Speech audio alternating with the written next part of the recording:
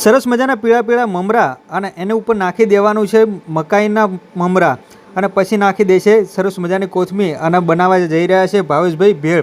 તો આમની ભેળ એટલી સરસ મજાની છે કે લોકો દૂર દૂરથી આવે છે। ઉપરથી નાખી દે છે સરસ મજાની ખટમીઠી ચટણી અને પછી નાખી દે છે લીલી અને તીખી મરચાંની ચટણી।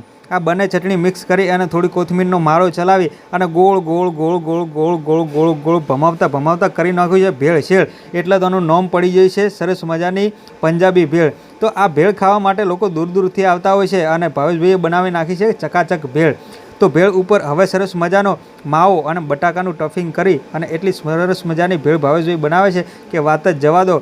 આ રીતના કોઈ પણ ખૂણેથી જ્યારે ભેળનું નામ આવે ને એટલે ભાવેશભાઈની સેવવાળી ભેળ તો અચૂક યાદ આવે, કારણ કે ભાવેશભાઈની ભેળ ખાવા માટે લોકો દૂર દૂરથી આવતા હોય છે। ભાવેશભાઈ સરસ મજાની ભેળ બનાવે છે અને લોકોને પ્રેમથી પીરસે છે। આટલી સરસ મજાની ભેળ તમારે ખાવી હોય તો આવી જવાનું સરદાર ચોકની સામે ભાવેશભાઈની સરસ મજાની ભેળ પકોડીની આખી લારી ઊભી રહે છે અને ભેળની ઉપર સરસ મજાનું દહીં નાખી દે એટલે બસ વાત જ આખી અલગ પ્રકારની હોય છે। તો તમારા માટે બની ગઈ છે સરસ મજાની અહીં ભાવેશભાઈની સ્પેશિયલ ભેળ।